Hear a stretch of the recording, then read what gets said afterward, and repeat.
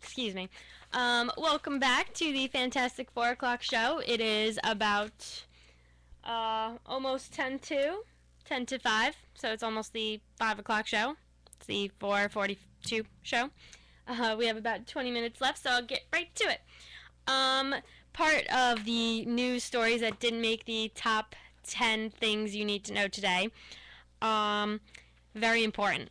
There is an Ebola outbreak in West Africa. Reports indicated Ebola has spread to Conakry, the capital city with 2 million residents. The disease is first acquired by a population when a person comes into contact with the blood or bodily fluids of an infected animal, such as a monkey or a fruit bat. Ugh. Fruit bats are believed to carry and spread the disease without being affected by it. Once infected, the disease may be spread by one person to another. Men who survive may be able to transmit the disease sexually for nearly 2 months. To make the diagnosis, typically other diseases with similar symptoms such as malaria, cholera, and other viral, hemorrhagic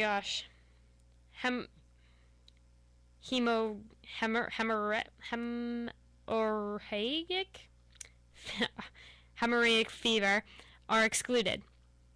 The blood may then be tested for either antibodies to the virus, the viral DNA, or the virus itself to confirm the diagnosis. Symptoms start 2 days to 3 weeks after contracting the virus with a fever, throat and muscle pains, and headaches. There is then nausea, vomiting, and diarrhea, along with decreased functioning of the liver and kidneys. At this point, some people begin to have problems with bleeding. CNN's Dr. Sanjay Gupta reports that with Ebola, there is an incubation period of 2 to 21 days. Remember these numbers. This is the range of time it takes to develop symptoms after someone has been exposed. We do know Ebola, a simple virus with a small genome, is a swift, effective, and bloody killer. The mortality rate is higher than 50%, and in some outbreaks reaches to 90%. Oh my goodness gracious, that's crazy. We cannot have people coming from West Africa into the United States. I do not want to contract something like that. It sounds awful. And the fact that you have a survival rate of 50%, less than 50%, the mortality rate is higher than 50%, in some cases 90%. The United States cannot handle something like that, let me tell you.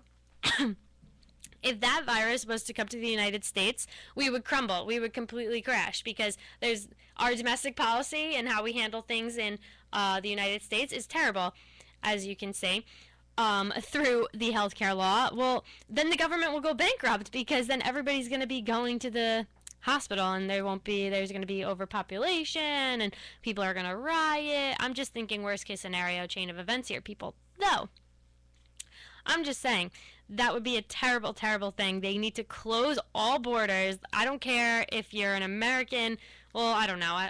I'm not the president or anything, but I would be freaking out if anybody from West Africa or Africa in general came to the United States, because you don't know where the infected people are. You could be, they literally said on CNN when I was reading about it, doing some reporter research, they said that you could be on a plane and be halfway around the country, and then you wouldn't even realize that you had it. And then what do?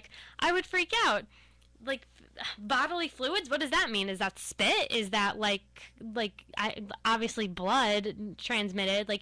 I would freak out. I would stay in my house forever, and I think I might if that comes back to the United States, because that's crazy. The United States needs to take a strong stance against this virus and not let anybody come in, and that's it. You can go out, you can't come back in from Africa, no way. Oh God, imagine, I would cry. That's ridiculous. Other news that didn't make my top 10. Where did it go? I'm so disorganized, I'm sorry. I have my iPad, my nifty iPad. So, this week in history, let's see, April 14th, the sinking of the RMS Titanic at 11:40 ship time. RMS Titanic struck an iceberg in the North Atlantic Ocean. Only 1 minute earlier, crewman Frederick Fleet spotted the iceberg straight ahead, but the ship was running at almost top speed, 25 miles an hour. Whoa! No wonder it took so long to get to England or New York, wherever they were going. It hit the iceberg at 25 miles an hour and tore the side after attempting to steer around. The collision occurred around roughly 400 miles east of Newfoundland. The ship would stay afloat for 2 hours and 40 minutes. Ah, see? So it hit an iceberg tonight, and then tomorrow it's going to sink. So it stayed afloat for about 2 hours and 40 minutes. The ship closest to the Titanic, SS Californian, was only a few miles away and had transmitted warnings about the iceberg. But its radio operator had turned off his equipment at 11:30 p.m., 10 minutes before the collision. Wow, that stinks. During the day, Titanic received warnings from the Curonian, the Noordam, and the Baltic, the America, the Californian, and the Mesaba. Santos FC, the winner of 8 national championships in Brazil's major soccer football league, was founded in Santos. It would play its first game on June 23rd, so it was founded today. But back to the whole Titanic thing. What a terrible series of unfortunate events again. Like, you turn your radio off 10 minutes before vital information that could have saved thousands of lives and deaths, and then maybe, but you know what, maybe it's not better, but then we wouldn't have ever had Leonardo DiCaprio in Titanic, and maybe his career would have been completely opposite. Think of the chain of events, people. If Titanic never happened, then nobody would realize that Leonardo DiCaprio was a beautiful, beautiful little boy. And then he wouldn't have had such a great acting career, and maybe it could have gone completely south and completely the opposite way, and maybe he could be the worst actor ever and not even be known at all. And let's see, one more thing. The silent film Paul J. Rainey's African Hunt was released by Carl Laemmle, who would found Universal Pictures 2 years later. The film was a national hit and would gross $500,000 in revenues. This is all in 1912, people, so think about how $500,000 is. China's President Yoon Chi issued a manifesto asking the 5 separate race groups in the nation to unite through intermarriage. And finally, Henry Brisson, 77, former president of French Chamber of Deputies, dies that day. Wow, crazy. Oh, here's something. So tomorrow, so sad, Kim Sung, president of North Korea, as Kim Sung-ju, is in Mangang Day, 1994. He's born tomorrow, so that stinks. Any person associated with North Korea is always scary. So, we're going to have my new segment, Michelle's Rants, and this is what I'm going to rant about today. So, it's been super humid out. That's a terrible thing to that's a terrible thing to rant about. Okay, this is what I'm going to rant about. Michael Phelps is a superhuman, and I'll tell you why. He can smoke marijuana and still swim super, super fast, win a bunch of medals, and he'll be fine. Like, nobody can do that. And usually, from the people that I've heard from, they say that if you smoke a lot of marijuana, then you become really slow and you can't run as fast, blah, blah, blah. Like, I never had the unfortunate events of knowing such a thing, because that's a terrible thing.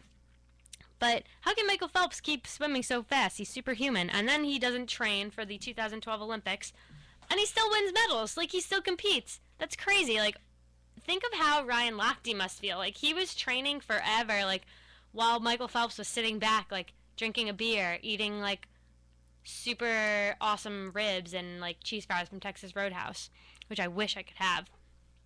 But think about that. Think about how pissed about he must have been. Because I would be pissed if somebody didn't practice, and I practiced my butt off, and I go to the Olympics, and it took me forever, and now he's back, not even trained, and he's still competing. That's crazy. And he did better than Ryan Lochte. Like, that was crazy to think about. So, I can't believe that he's coming back. It's pretty funny. Pretty sad, too, for Ryan Lochte. But that's all the time we have for today. So catch me next week, same time, same place. I will be here. No, next week? Oh, yeah, it's going to be Monday. Will it? No, you're not going to see me next Monday because it's Easter and we have off that day. So it's really difficult to do a one-person show and try and like talk and keep your audience entertained, and then the computer shuts off and it's going to sleep because it doesn't have any activity. It's really annoying. Anyway, I'm Michelle Doohan with Fantastic Four Show. I hope you guys like my opener today. Thank you, and good night, gals.